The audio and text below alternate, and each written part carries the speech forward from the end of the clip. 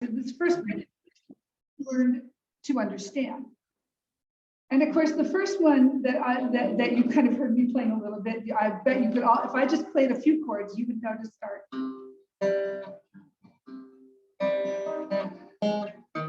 Anybody know what that is?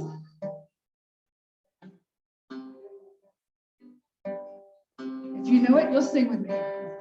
Eufen Frippitschek brennt auf Feuer und nicht du bist es.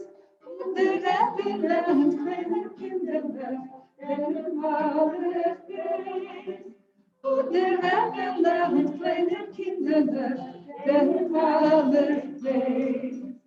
Solche Kinder, den sie teilen, was sie lernen do.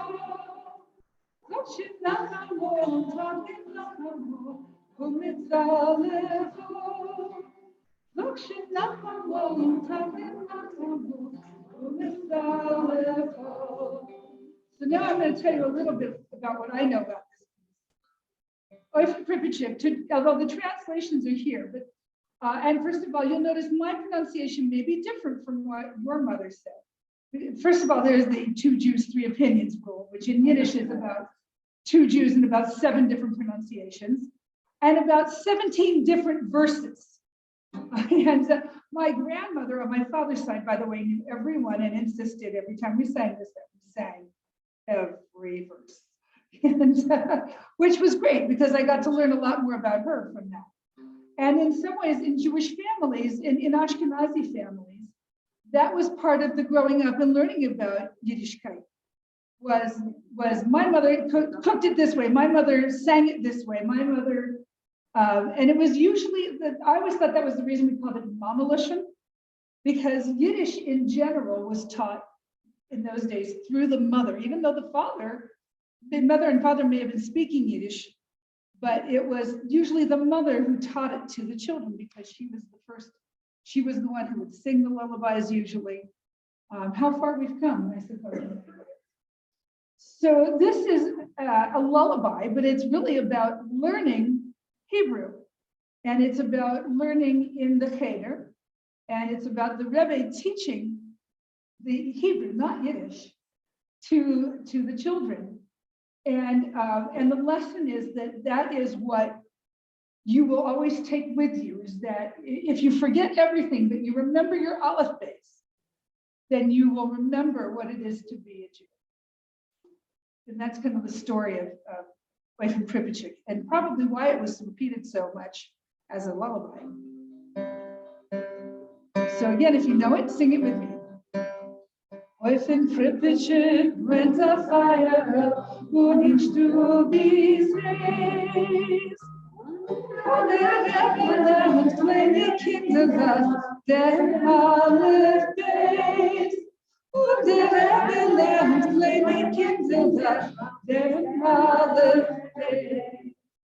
Solche Kinder, den sie teilen, was sie lernen do. Solche nach am Montag, nach am Montag, komm jetzt alle vor. Solche nach am Montag, nach am Montag, komm jetzt alle vor. Well done. I need you all in my Yiddish choir.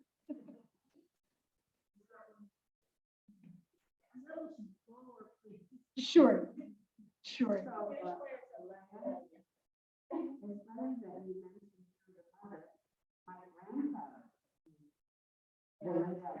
Wonderful.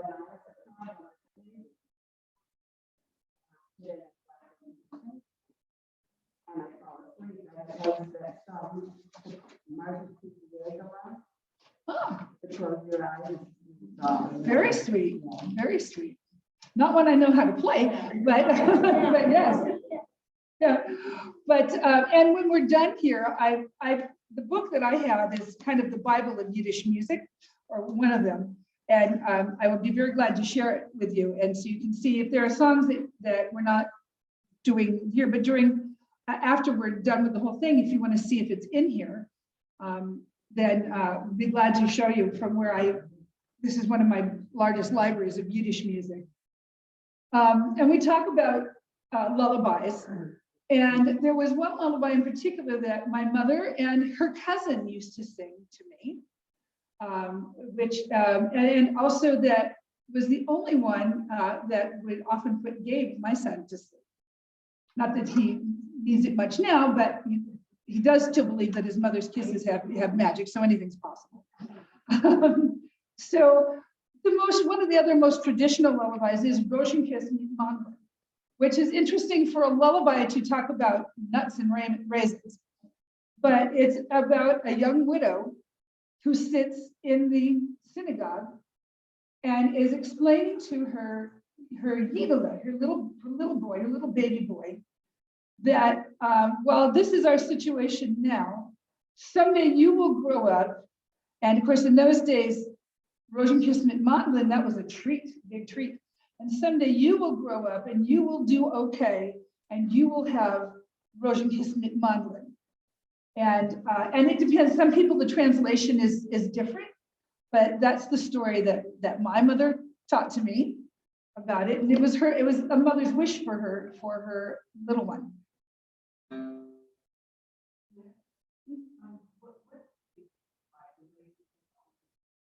I'm not sure, to be honest, but I would bet that it had to do with, unlike here in Modesto, almonds in the old country were not as easy to come by, nor were in fact, the rabbi was talking about this last night, that grapes were not as always easy to come by to make wine, but you could have raisins. So a treat would be to have the raisins and the almonds together, which really are delicious together. A sort of Jewish trail mix, if you will. But it was simply something that they could say this was something attainable. That was a treat that you will grow up having, and you'll be able to remember it. I don't know what the origin is, though. And again, I will try to slow down a little bit, but it's if you know it and want to sing it with me, I just do a couple of the verses here. In dem Beis HaMikdash, in der Winkelchide, sitzt der Almonen, Basion der wird Jochide, ich siege Seide, und singst die geschlafen, a Lieder schön.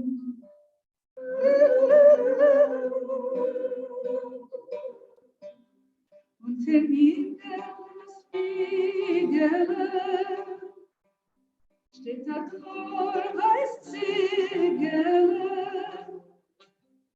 Das Ziegel ist geworden Handeln. Das wird sein Bau. Rosenkissment Mandel.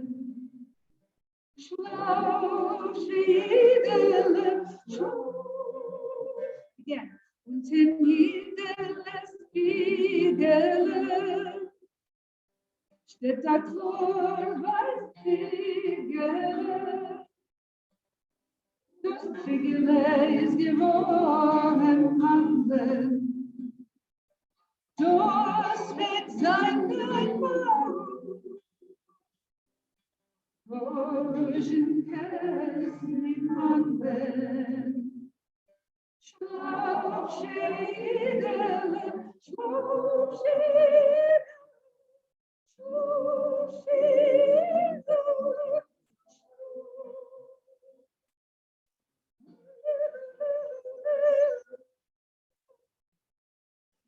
Now, what most people don't know about Rosenkissment Mandel is that it isn't an old, not a very old Jewish tune, but was actually written by Goldfaden for an opera that I had the privilege to perform in once, all in Yiddish, Shulamis.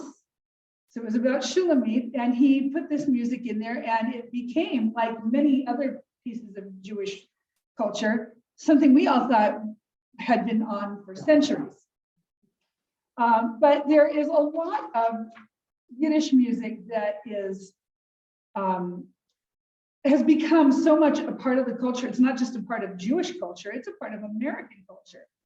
And the theater is actually where a lot of that comes from. And I alluded to Fanny Brice, for instance. And pardon me a moment. This I'm not going to play for. But this became popular by Fanny Brice and was then recorded by many other people as well. Oops. Yep.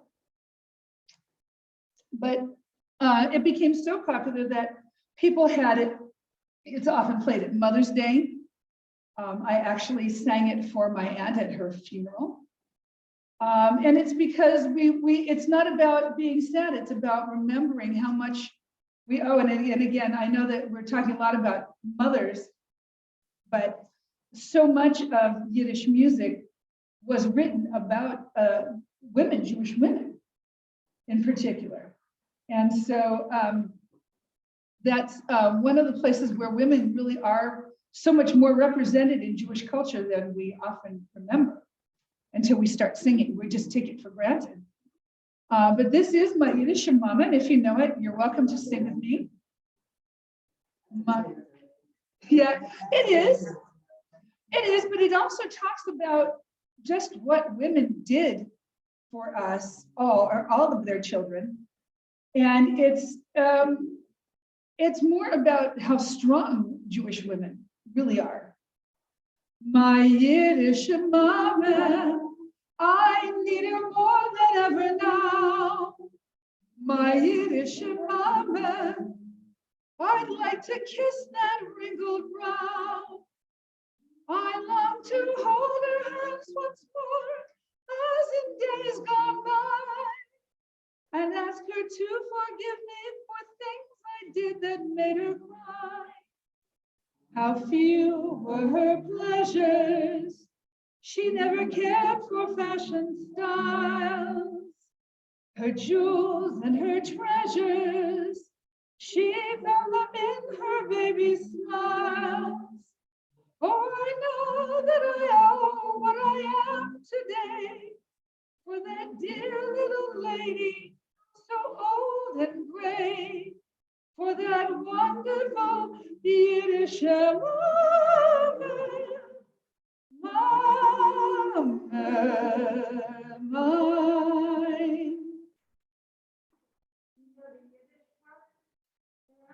Not very well, but if you know it, I would love to hear you sing it.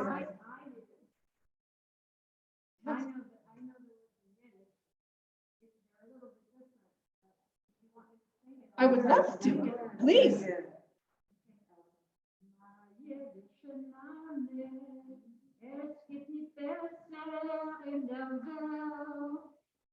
Yiddish Mame, oh, you baby, be down and be proud. Be straight to real thing, and it hard, and they mama door. The boy like to come out, then go flip the white Wasser und Feuer, und sie gelaufen vor ihr Kind. Der Kampf mir Feier, das ist gewiss die größte Wind. Oi, wie glücklich und reich ist der Mensch, was fort, als eine schöne Matane, geschenkt von Gott. Nur Feier, jüdische, sorry.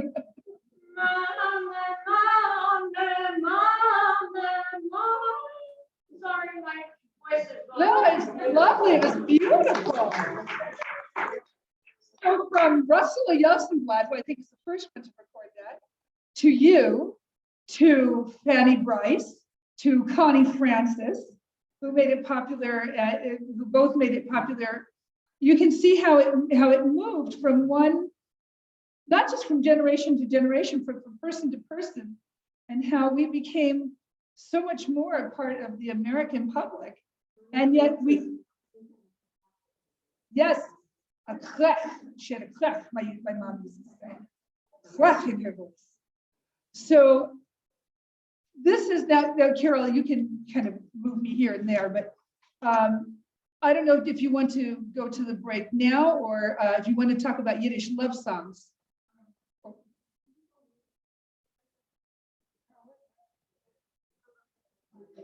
So to me, there is one, although there are many Jewish love songs, many Jewish love songs, because probably the only thing we wrote more about besides lullabies and childhood songs is songs about love. But the one that literally everybody knows, whether you have no Yiddish culture, whether you never grew up Jewish, still aren't Jewish, you will know this song. And also, it's kind of there are English folk songs that are on the same thing about how does one find one's beshert? How do you choose? We offer some, but for many, it was kind of like passing a test, especially since you didn't have really long for courtship. So you learn to ask questions and yes, that's a great way to think about it. The English, I believe it's an English or Irish love song that talks about I gave my love a cherry and so on. And it's on the same, and she answers them, that in this much the same way that the maidel here speaks to the bocher. And you all have a copy of Tumbala Lake there. And that's really, first he's worrying, how am I going to find my love? Well, I'm going to ask you these questions. What grows without rain? What has yearning, or depending on your translation, what can feel without tears? And what burns forever? And then, of course, the girl comes back to him. And nowadays, of course, it doesn't even have to be gender specific. But the other comes back and says, well, you foolish boy. Obviously, a stone can grow without rain or without the dew. Hearts can yearn or cry without tears. And love is the only thing that burns forever. And so, in a moment, that's exactly. And I will be singing it in Yiddish. And I hope you will join me because I'm pretty sure most of you know this. Steht der Boche und Tracht und Tracht auf ganze Nacht. Lernen zu lernen und nicht verstehen. Lernen zu lernen und nicht verstehen. Everybody. Tumbala, tumbala, tumbala, tumbala, tumbala, tumbala,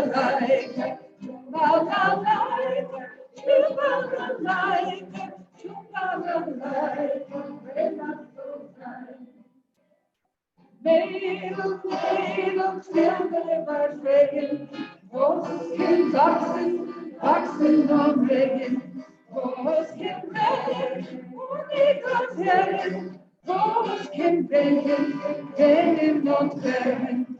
Tumbala, tumbala, tumbala, tumbala, tumbala, tumbala,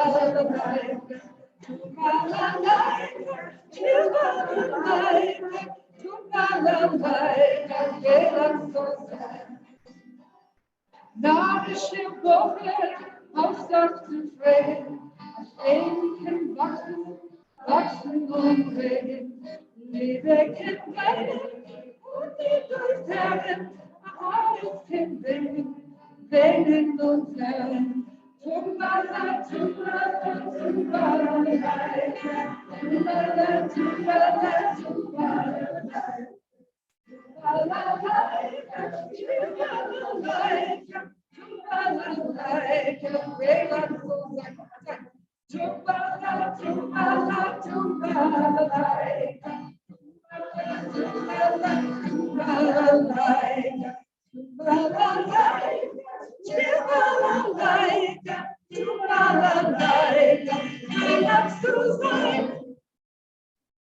So this is what pretty much what I have for the first half. Talk about it.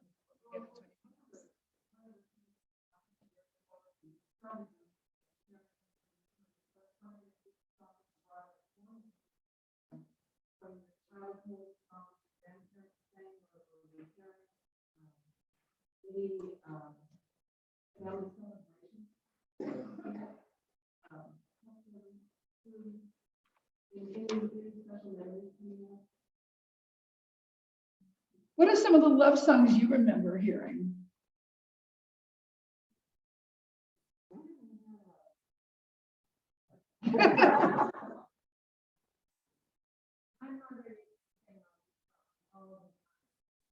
All the time. And I love to touch and using my Yiddish. I don't use it anymore because she's no longer around. Miriam told me that her mom really enjoyed speaking Yiddish. She was more. Yeah. Perhaps that's something we need to do more of, is have Yiddish conversations.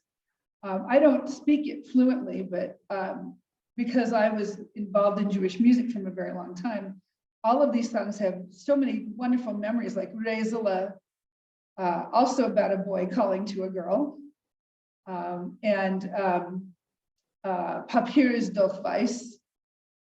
And so those are songs that have different meanings for me, because they were songs that they were in this Jewish music group that I was involved in.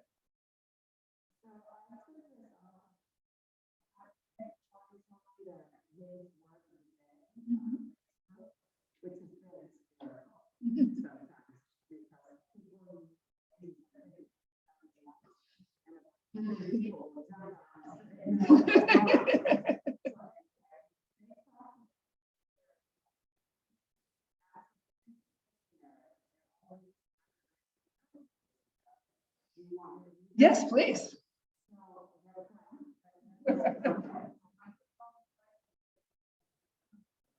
Yes. Yes. What was that?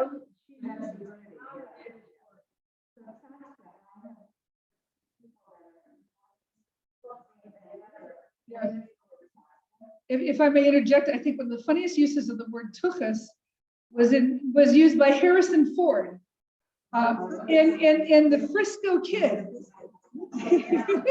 where he's learning from the rabbi, and then he finally tells the rabbi, "What's this called? Keep your eyes on this tuchus." That's true. Yeah. Me too. We'll share. Yep.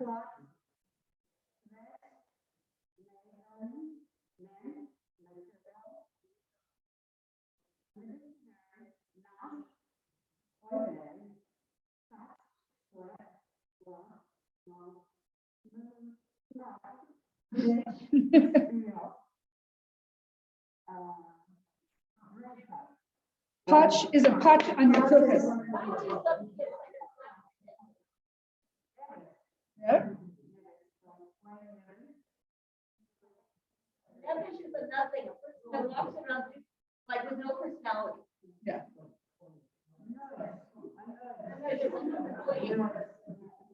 Notice we all made the same gesture there. We all like nudge.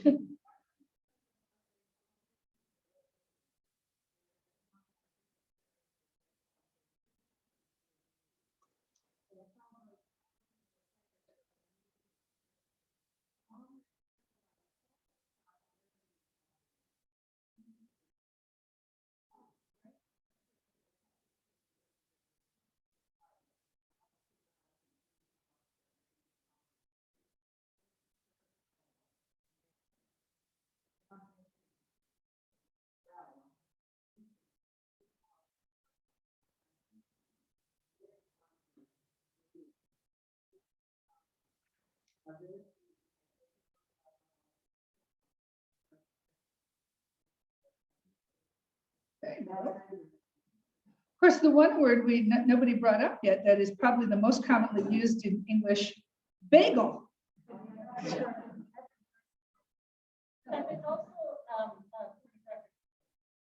Okay, well, I'm not going there.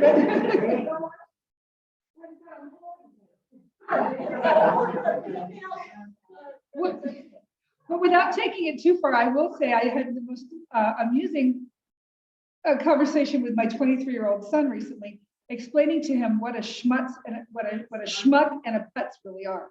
I'm not going to translate those here.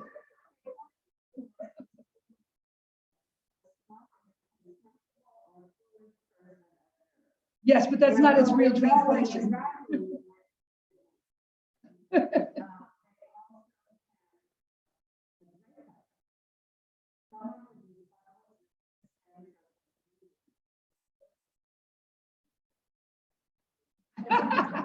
Now, there were two gentlemen in the back who raised their hands before.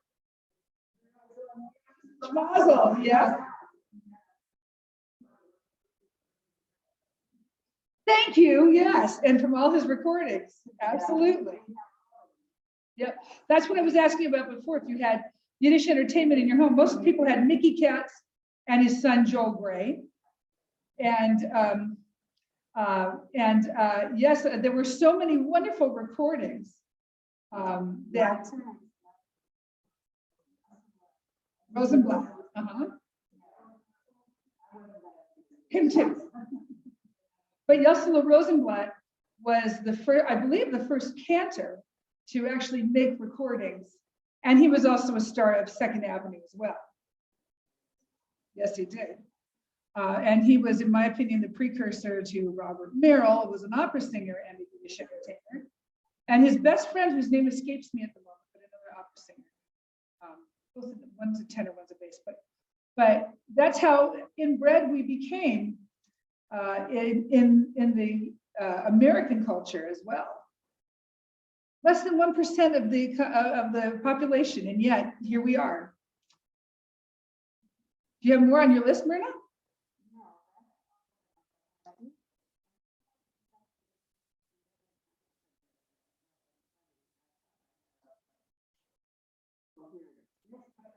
Mm-hmm.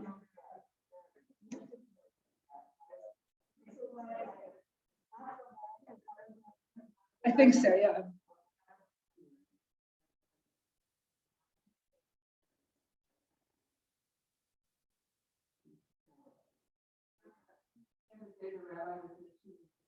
You might know his name. I actually forgot what his name was. But he went around collecting Yiddish books when his grandparents were dying and Yiddish books before he didn't want this to be long. And all I remember is him driving around in his van collecting these books. His apartment getting really, really full. Stacks of books that he had written much space. And now he has a big rent house. I think it's in the New York area. Right, that's well, I think you're thinking first of Leo Rustin, whose book, Subra, The Joys of Yiddish and the Joys of English, and I believe that's who it is, and he started, I can't remember the full name of it, but it's basically the Yiddish archives. Yes. Yeah. It's a piece of meat. A stickler.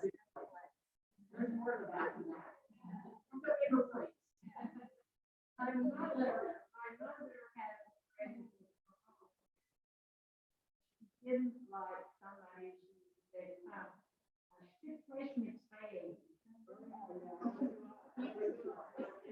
Yep. Yep. It should only happen. My father's mother used to use that word. Yeah, exactly. Which is, yeah, absolutely. I always loved that my mother used to compare the difference between the two Yiddish words, garnished and ganef. And she used to say that many a ganef was really garnished, not much of it.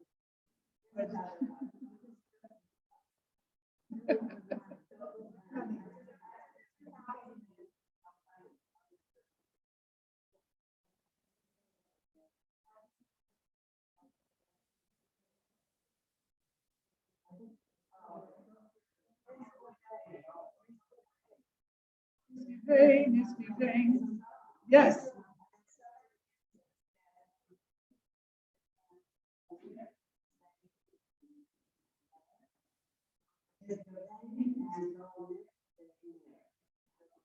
I don't know, I don't recognize the whole phrase, but the song is given, but yeah.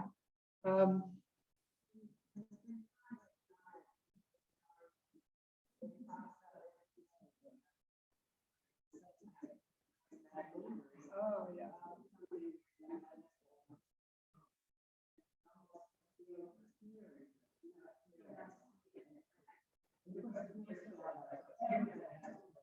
Right, and it's never spelled their version of what's spelled right.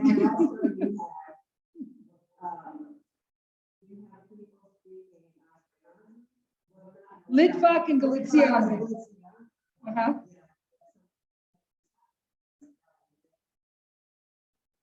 There's actually an entire oratorio about the Galicianos and the Litvak, and it's called Mit Nochecher. It's a story by Io Peretz. And the short version is that the Rebbe in this town, and it's all in Yiddish, the entire, if you look it up, it's under the Milken archives has in fact our choir recorded it. It's called Oy Nit Nochecher. And the Galiciana in the town, they know that their Rebbe every slichot, every slichus, excuse me, every slichus goes away. He's not with the congregation. He goes away somewhere and they can't figure out. So this Litvak, you should excuse the expression, comes to town and they're all saying the Rebbe, he must go to heaven. He must go to Himmel. He must be in Himmel preparing for the holidays because we don't know where to find him. And then the Litvak, such a nerve he has, he's going to follow the Rebbe. And he's going to follow the Rebbe and find out where he goes. And of course he does. And he finds out that what the Rebbe is doing every year is actually chopping firewood for this poor widow who otherwise would freeze. Exactly. Yes, absolutely. So finally he comes back and he says, I know where your Rebbe goes. And they say, all right. So does our Rebbe go to heaven? And they're telling him, by the way, the chorus is saying, Litvak, Selimko, and they're saying, and so where does he go? And they said, does he go to heaven? Does he go to heaven? And he says, heaven, if not higher. So the Litvak is converted in some ways, but he's also converting the Galicianos. And that's what happens in our stories and in the way that we use Yiddish, is that we may end up arguing about pronunciation. And this went on with my father, who learned Yiddish from a Yiddish teacher. He didn't really learn it very well, but he was the one who would argue with his mother and my mother about their pronunciation. And that's how it went. That's some of the family stories is always, is it Kiggle? Is it Kugel? Is it this way? Is it that way? And it depended on, exactly.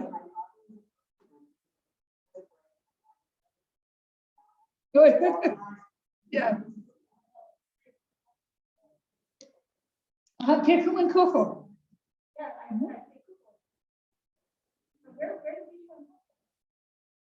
It depends. Now, my grandmother, my father's mother, and my mother would say that kichel or kiggle, two different words. One is a cookie, one is a pudding, was the correct. And I don't remember which one is which, to be honest, half the time. And others would argue that kugel and kuchel were the correct one. And I don't remember now which one's Litvak and which one's Galiciano. But I would tend to think that the is sound is, I think, the Litvak.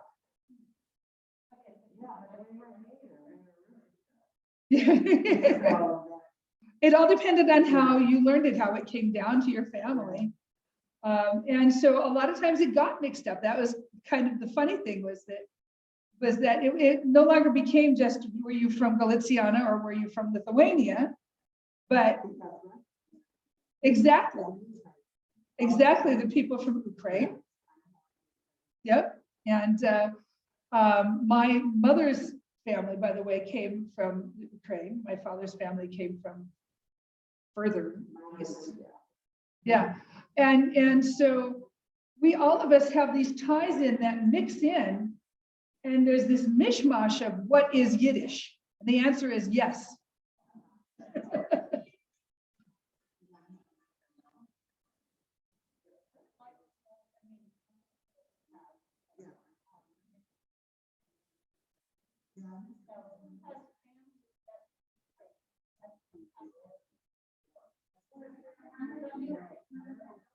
Uh-huh.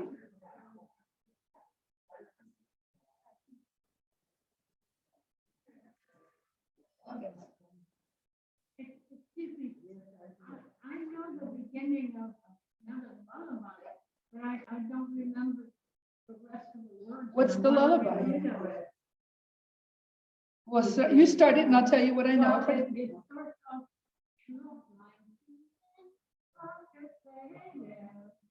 singing, I'm still thinking that yes,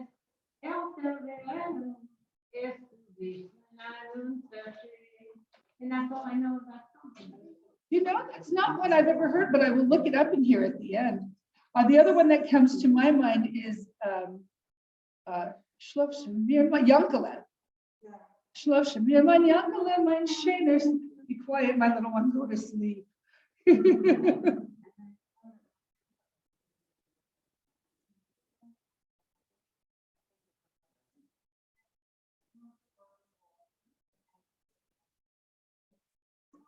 Sleep.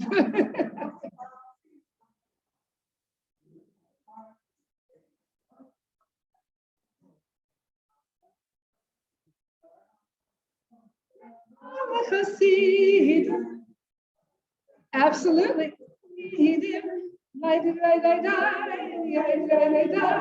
Lachen alle Chassidim.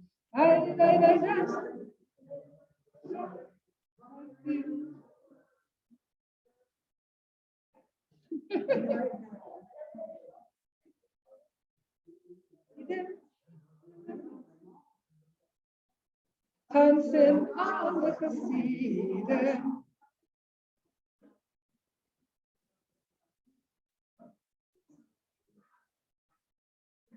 Absolutely.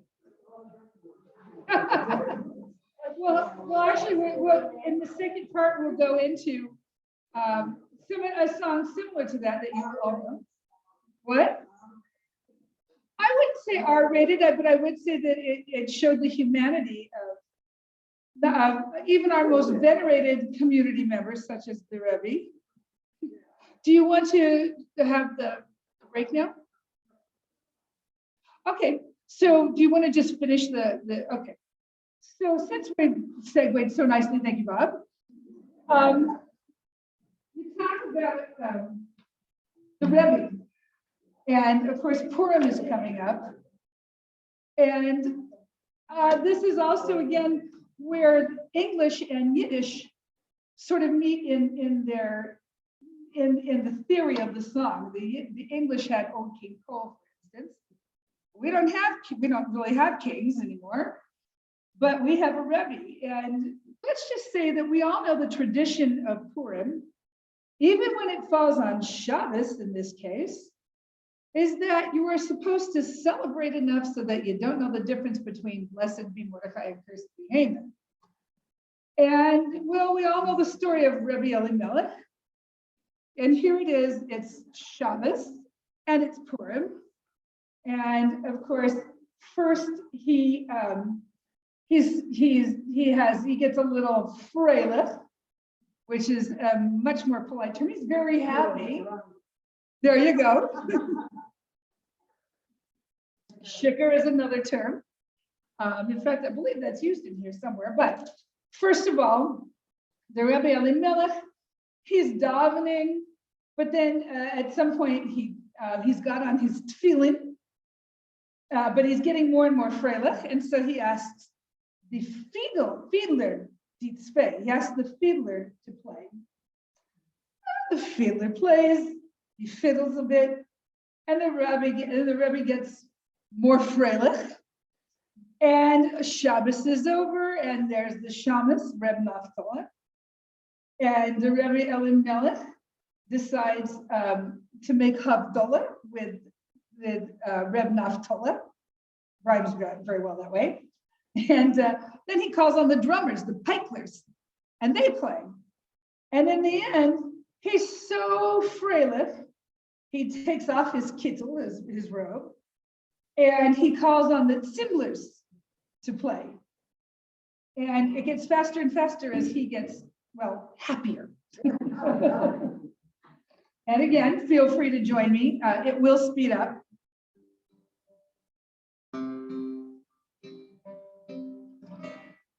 Als der Rebbe Melech ist geworden sehr freilich, ist geworden sehr freilich, Elimelech hat ausgetan die Stillen und hat angetan die Brillen und geschickt noch die Zwiebeln, die zwei.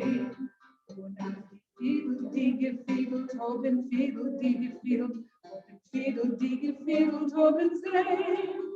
Und die Fiedel, die gefiedelt haben, Fiedel, die gefiedelt haben, Fiedel, die gefiedelt haben, sie. Und als der Melech ist geworden noch mehr Freude, ist noch mehr Freude, Elimelech.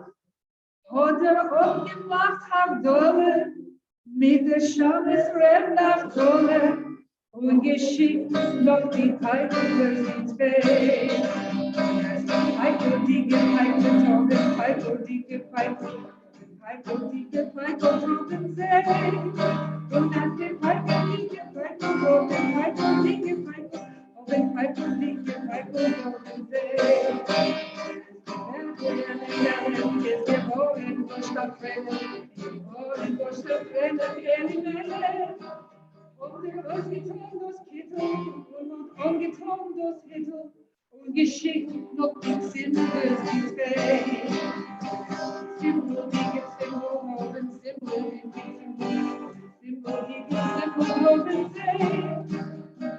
Zimbel, die gezimbel haben, sie. Und Zimbel, die gezimbel haben, my mother used to add a chorus. Und as the single digger fiddle to the fiddle digger pipe, the pipe digger fiddle told and say, that's how drunk he got. So the last bit that I have, and again, feel free to talk, because the other thing is we really want to know more about what your experience was having Yiddishkeit in your community. This is about the Rebbe celebrating Purim, but you know, you had different rabbis here. You had different community members who may have really contributed to your Yiddish upbringing, as it were. And so, if you have anything like that, any other experiences you want to share about that, any memories.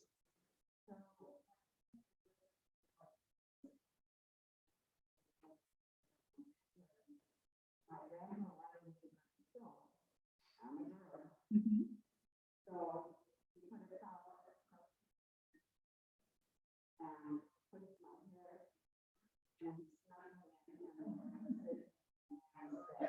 Ooh.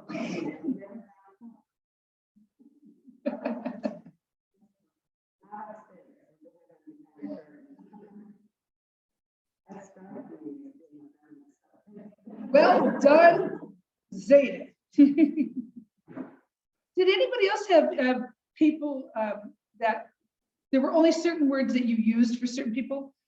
Even my son, we always made sure that grandparents were never grandma, grandpa. It was always Baba and Zeta, and called by their Yiddish names.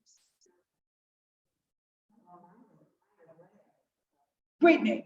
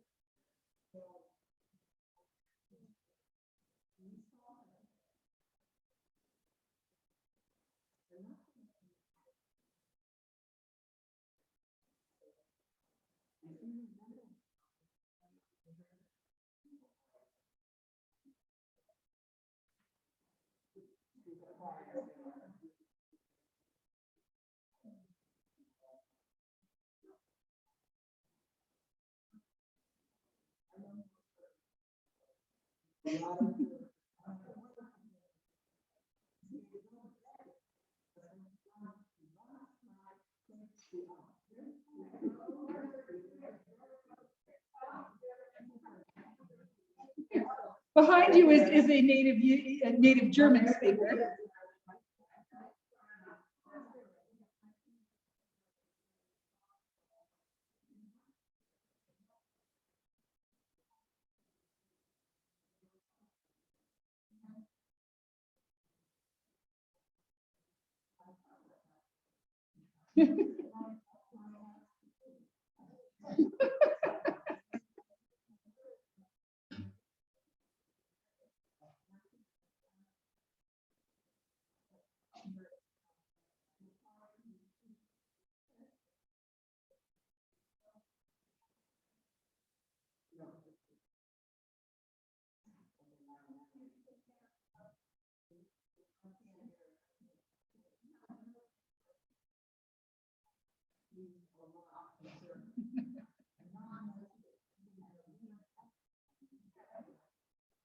Well, I might add, so was Yiddish, born in Germany, but it's where it migrated to and from that it became what it is today. So it's a perfect correlation.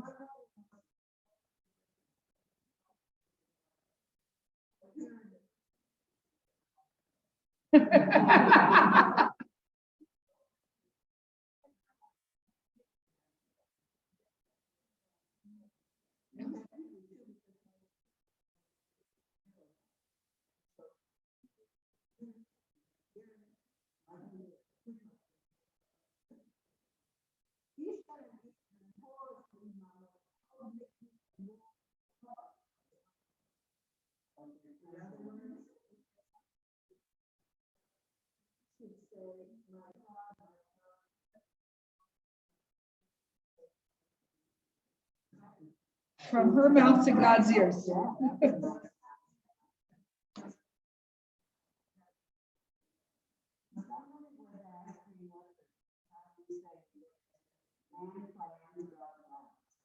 Oh, I used to know that. Man lachten, right, what's the Yiddish word for plan? I don't remember.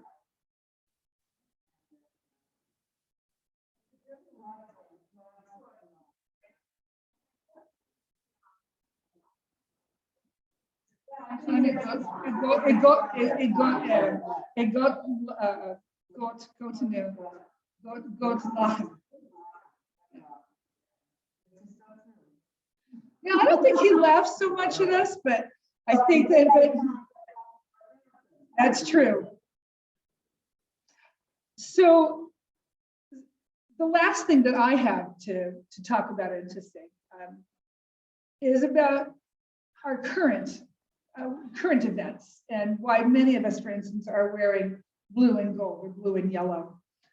As I've been watching the Ukrainian people, I have been deeply connected to them, not only because that's where my grandparents came from, but because they remind me so much of the partisans in World War II and during the Holocaust, and the partisans that fought back in so many ways, and not just with whatever means they had, but they had means of singing and helping people to just gain strength in any way they can. And so they wrote, it was written by, I think, Hirschfeld, and actually it was written right about the middle of World War II. And it says, never say that you're going your last way. Through lead-filled skies, though lead-filled skies above blot out the blue of day, the hour for which we long for will certainly appear. The earth shall thunder neath our tread that we are here. And then the second verse says, from lands of green palm trees to lands all white with snow, we are coming with our pain and with our woe. And where'er a spurt of our blood did drop, our courage will again sprout from that spot. And I really think that we would not, had we not had these different, this particular one is called the Partisaner Lead. But even in the camps, there was a lead for the camps, and it was usually put upon us to, and then we would change it to what had more meaning for us. And in these songs, many times were the things that helped get people through. And they would sing them without the Germans knowing exactly what, I will say the Nazis. They would say it without the Nazis really understanding what we were saying. But we were really saying, our time will come, and our time is here. And I really, truly wish that we hold this belief for the people in Ukraine now, that their time will come. It doesn't always seem like it, but I don't know about you, but I truly believe, because we have to believe, maybe all that we can do at this moment, but I believe their time will come. And I hope that we give this message to them. I don't know all of it. I can't play it. If we can look up the words, I remember Pete Seeger's version of it.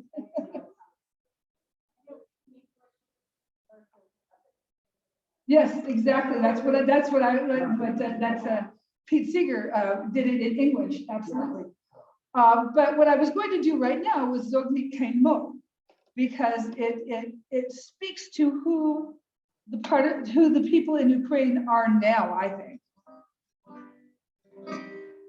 So nu kein Mo als du letzten getzten Weg, koshim lem leine verstehen Leute, kommen wenn auf unser Haus die Welt schon, wird der Punkt und unser Trockne seinen Sohn. Kommen wenn auf unser Haus die Welt schon, wird der Punkt und unser Trockne seinen Sohn. In Armenland bis Weinenland vom Steg. Wir kommen an mit unserer Pein, mit unserer Weg. Excuse me. Oh, I lost myself. Und wir fallen, es ist ein Spritz von unser Blut. Sprung zerwirrt durch unsere Tore, unser Mut. Und wir fallen, es ist ein Spritz von unser Blut. Sprung zerwirrt durch unser And now you can all sing the first verse with me one more time. And as loud, let them hear you in the Ukraine as you can. So, wir kämen uns der gestern letzten Weg, kuscheln den Leine, verstehen Leute, kommen weg auf unser ausgewähltes Show. Wetter bringt unser Trockne seinen Dom. Kommen weg auf unser ausgewähltes Show. Wetter bringt unser Trockne seinen Dom.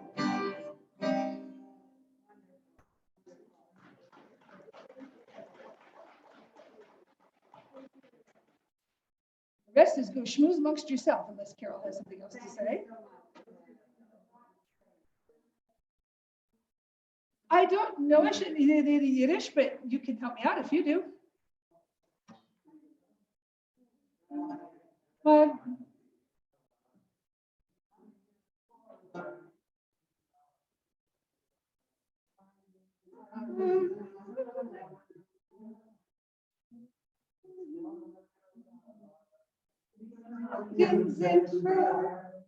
And in English, we can both do together. Die Gedanken sind frei, my thoughts freely flower. Die Gedanken sind frei, and this gives me power. No man can trap them, no someone can map them, no one can deny. Die Gedanken sind frei. I please, and this gives me pleasure. My conscience decrees, my thoughts I will treasure. can have the flow, hunter can trap them, no one can deny. Die Gedanken sind frei. Oh.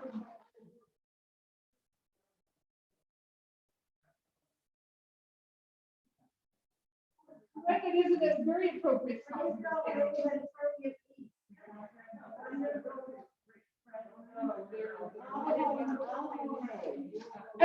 And if anybody, what was that, Carol?